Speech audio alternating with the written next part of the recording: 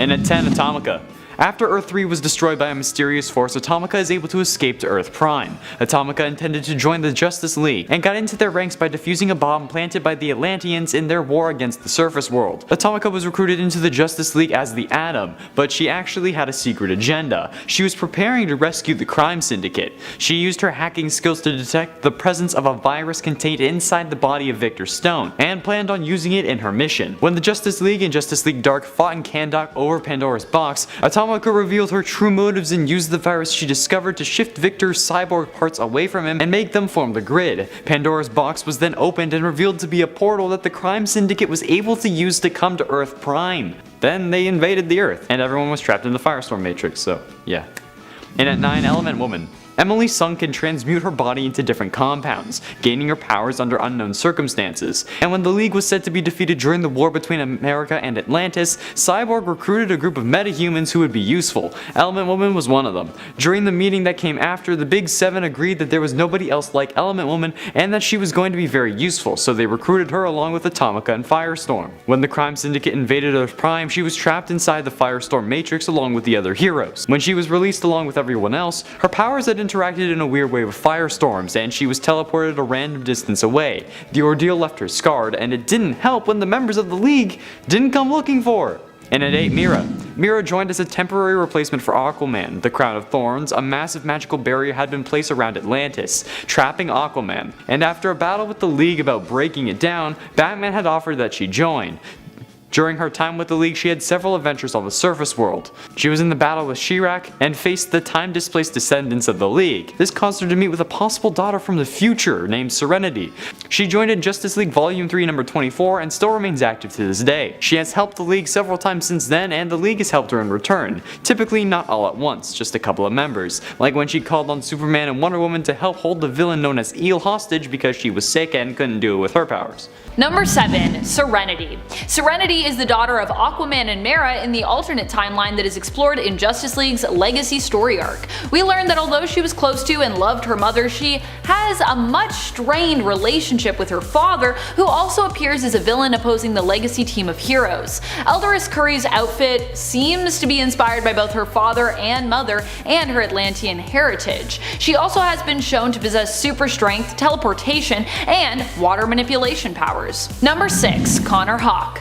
Green Arrow has had quite a few kids, even just in the main continuity. One of the most famous, however, is Connor Hawke, his natural-born son by his girlfriend Sandra Moonday Hawke.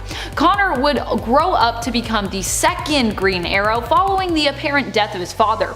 His mother raised him by herself, teaching him about who his father was and telling him that she did love his father dearly.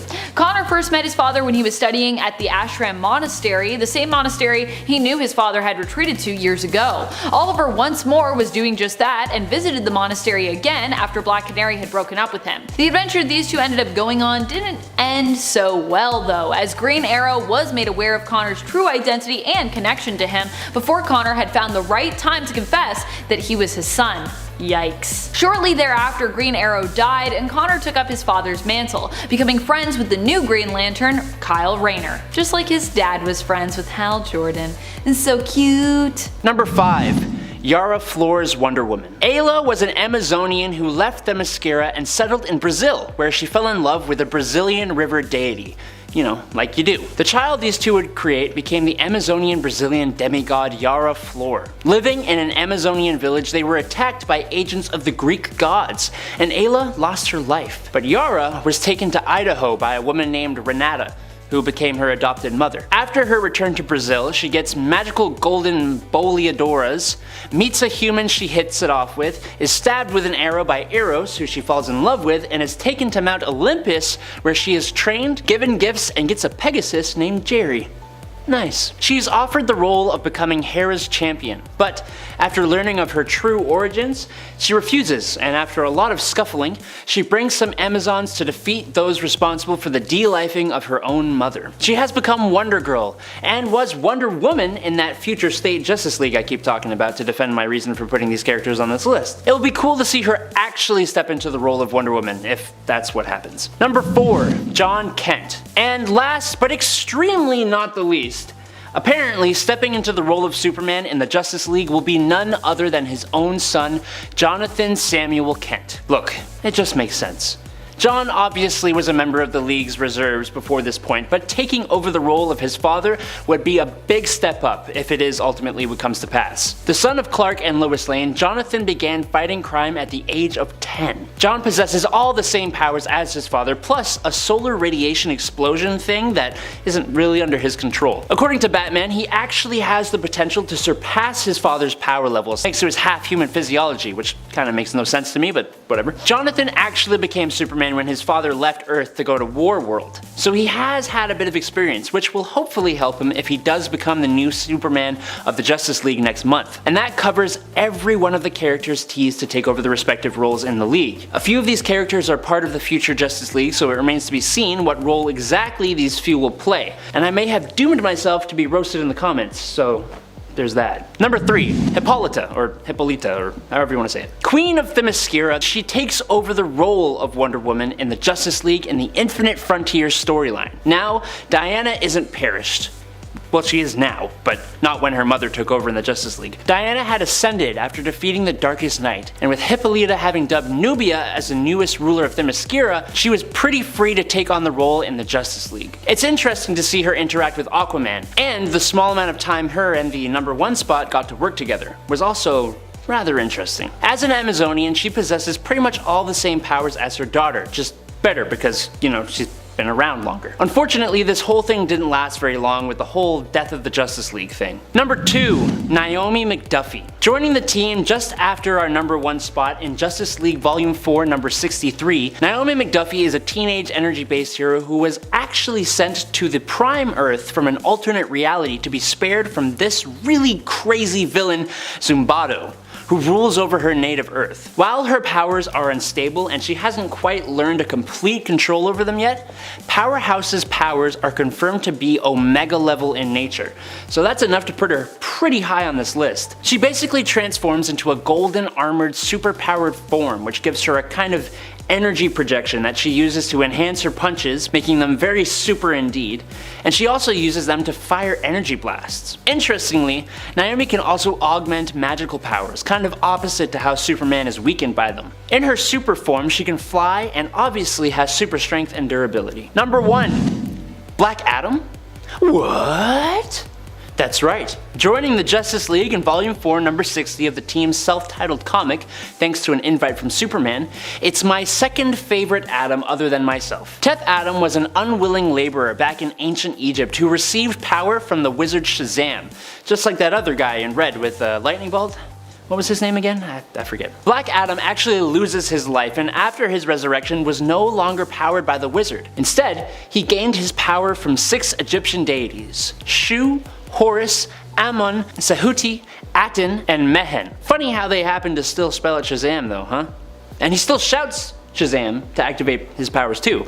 Naturally. He also makes for quite a great leader, being the ruler of the African nation of Kahndaq. However, he hasn't traditionally been a great team player, and, well, the whole supervillain anti-hero thing doesn't really help his case either. I'm just interested to see where this goes, to be perfectly honest. Number 10, Hunter Prince. Hunter is the son of Wonder Woman from an alternate timeline. He first appeared in the 2016 Justice League story arc called Legacy. It's a 6-part story starting in issue 26 that allows us to meet the children of some of the original team from an alternate timeline. Hunter himself appears to be armed with his mother's lasso of truth, her bracelets of submission, and her razor-sharp tiara. Hunter was adopted and raised by the Kents, growing up alongside Superman and Lois' son, John Kent. Number 9, Aqua Baby.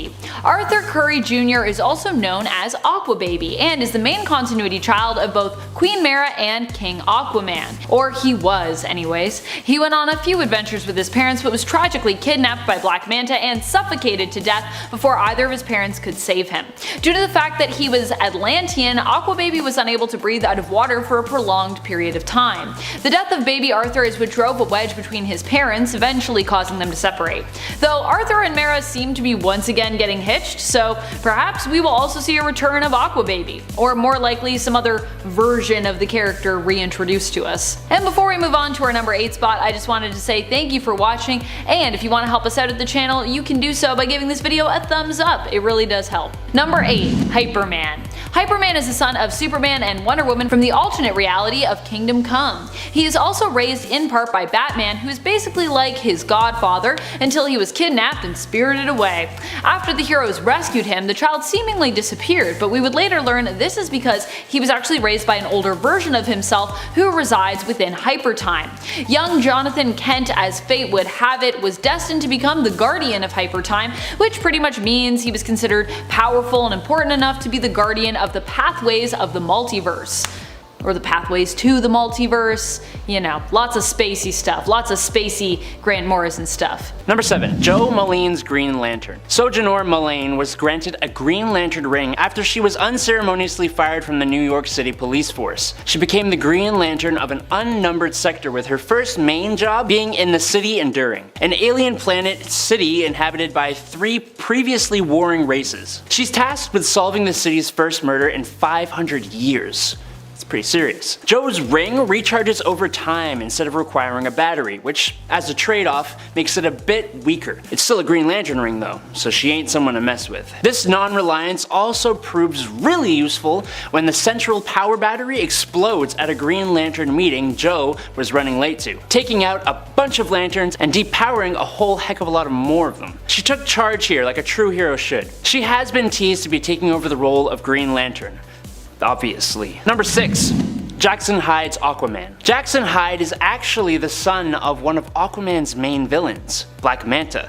But luckily, he fights for justice, hence being part of this video. As Aqualad, with his hydrokinesis and Atlantean powers, he has been a part of the Teen Titans, Young Justice, and has fought alongside Aquaman against his own father, and has even temporarily stepped into the mantle of Aquaman in one of his major story arcs. He has proven himself capable, if not a little undisciplined, and he, alongside Jo Malane, Jace Fox, Yara Flor, and John Kent, was part of the alternate Justice League in Future State, so we know he has the means to take over the role. Just like the last two, he is poised to take over the position of Aquaman, allegedly, in the upcoming Justice League. Number 5. WARHAWK. WARHAWK is the future son of Green Lantern John Stewart and HAWKGIRL from the DCEU, DC Animated Universe. He first appeared in the animated series Batman Beyond and was created by Paul Dini and Alan Burnett. WARHAWK's real name is Rex Stewart, and he was named after one of John's friends from the military, Rex Mason, who would later become the Element Man, Metamorpho, in the DCAU. In an alternate timeline, WARHAWK is shown to have teamed up with Static and future Batman Terry McGinnis, as well as old Bruce Wayne. Number 4. CRUZ. The crazy thing about Nora Allen is that she isn't even the only child to come from these two League members.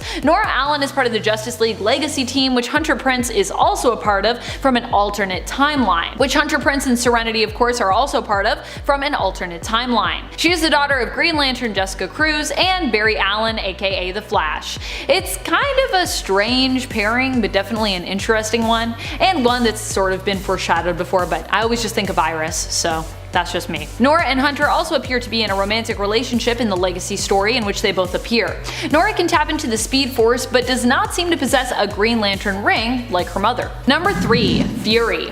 Originally, Hippolyta Trevor was known to be the daughter of Wonder Woman and Steve Trevor, born from their marriage and first appearing in Wonder Woman issue 300. Weirdly enough, one of the first interactions we see with her and her mother is her training with a giant metal ball and asking for advice from another version of Wonder Woman, who is also joining Diana and Steve for dinner and is currently the main continuity Wonder Woman. The Wonder Woman that is Lita's mother is from Earth 2, the original Wonder Woman in terms of comic continuity. I also love older Wonder Woman in this with her like gray streak in her hair. So cool. Steve Trevor looks creepy though. He's got a creepy face. He's like, I'm 60 now. Why do you look so creepy, Steve Trevor? Why? Number 2. Damian Wayne.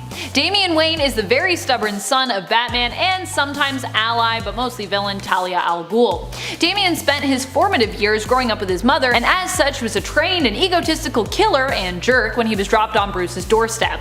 However, over time he has learned restraint and discipline and has worked to earn the pride he initially felt as being the son of Batman. While Batman has many children technically, as in a way most of his Robins are kinda like his foster kids, Damian covets the title of the son of Batman, being his naturally born heir. Number 1. John Kent, or Superboy. But of course, there are just so many Superboys, I feel like calling him John is a little less confusing, though as you've already seen, there are also many versions even of Jonathan Kent as well. We already had another one on this list. This version is kind of the son of Superman and Lois though. He was born during Convergence, and he as a baby and his parents later ended up living on a different Earth than the one that they originally inhabited because of the New 52 reset. As there were already a version of Superman and Lois Lane on this Earth, they decided to go undercover to avoid getting in the way and adopted the surname White for a time. They were the Whites. John grew up relatively normally, but was always somewhat suspicious of his parents' activities. Eventually, the cat was out of the bag when John's powers manifested, and his parents told him the truth about who they really were. The cat wasn't just out of the bag though, the household cat was also accidentally killed by John's heat vision. So yes. Number 10. The Wonder Twins. Look, they aren't really Justice League members, but they were interns, which is like part of the way there, right? Maybe. If you watched that video about weird DC multiverse characters, then you know these two. The Wonder Twins are two alien siblings from the planet Exor, who possess some interesting shape-changing powers. The sister Jaina has the ability to transform into any animal, which is a potentially very useful and powerful ability, and it's always pretty fun. The brother, on the other hand, Zan, is capable of turning into water in any of its states, so liquid, steam, or ice. Again, potentially pretty cool, but more often it's not though. And honestly, he always seems to play second fiddle to his sister anyways. The two were first introduced in Super Friends, where they were much more cheesy and did a whole lot of fist bumping. They still do, but it's sweet now. Number 9. HAWKGIRL, a classic. After assisting in the defeat of Barbados and the Dark Knights, Kendra Saunders' HAWKGIRL was recruited to join the new Justice League as HAWKGIRL, a core member of the team. Nice. While not a totally new character, she did have a fight with Barbados, and that gave her this new nth metal fusion power. This gives her nth metal psychoreactive wings that look totally awesome. They can slice through flesh and are able to completely heal all by themselves. She has been reincarnated so many times and has so much experience that she makes an extremely effective and powerful member of the Justice League. As well as her cool new wings, Kendra also has several powers including enhanced strength, enhanced durability, enhanced vision, accelerated healing, self-sustenance, and has been taught telepathic resistance by Martian Manhunter. Unfortunately, she was one of those members of the League affected by the death of the Justice League thing. But that leads us directly into the next 5 points, so that's good. Number 8. Jace Fox's Batman. Okay, yes, I'm structuring this a little differently. So after the death of the Justice League, 5 legacy characters have been teased to be stepping up into the mantles of their predecessors. Timothy Jace Fox seems to be the one stepping into the role of Batman. First appearing in Dark Knight's Death Metal number 7 last year, he actually took on the role of Batman after Gotham became a police state ruled by the Magistrate, who hunted down masked characters, and Batman seemingly met his demise. That's Bruce Wayne Batman. Jace wears a batsuit very similar to the classic, only with a full face covering. In the art for the new Dark Crisis coming out next month, he seems to just have a regular cowl though. He has created a new bat symbol and has teamed up with Jason Todd Nightwing. He also hums to himself while fighting criminals, which is kinda cute, honestly. And at 7, Simon Baz. Simon Baz was strapped for cash, so after giving up street racing he started stealing cars. Eventually he stole a car filled with explosives, and ended up getting arrested and presumed to be an enemy of the state. He was deported to Guantanamo Bay where he was nearly tortured, despite his plea of innocence. That's the moment a Green Lantern ring burst into the room, deeming him worthy and removing him from the facility. After disappearing, the League found him and he restated his innocence, even allowing and Wonder Woman to golden lasso him, but the ring he had used to belong to Sinestro and Hal Jordan, so it reacted violently to the contact and he fled in fear. He joined the League in Justice League of America Volume 3 number 5 as a reserve member to be called upon when the time is needed, and he is the partner in Anti-Crime to, and at number 6, Jessica Cruz. After stumbling upon mobsters hiding a body and the murder of her friends, Jessica Cruz developed a debilitating anxiety and locked herself in a room for 4 years. During the crime syndicate's invasion, she was chosen by the Ring of Volthoom, after its owner Harold Jordan of Earth 3 was killed by Sinestro. The ring forced itself upon Jessica and took over her body and mind. Under the influence of the ring, she attacked her hometown and fought the Justice League and Doom Patrol.